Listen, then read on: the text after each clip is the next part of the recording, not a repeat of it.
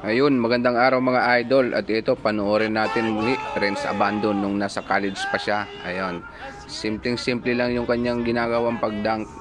Alley hoop dunk pa yung ginawa niya dyan, pero parang wala lang sa kanya. At yan, walang nagagawa ang kanyang mga kalaban. Dahil napakasimple lang niya at napakataas tumalon. At hanggang sa mapunta naman siya dito sa KBL. Ayan, tingnan natin, ang lakas ng talon niya. Kahit malayo, naaabutan niya pa, masupalpal. Kaya yan, napakalakas. Yun, napayaka pa sa referee. At ito nga, ayan, pakitaan niya pa, may simpleng yan. Poster dunk pa ang inabot ng kalaban, no?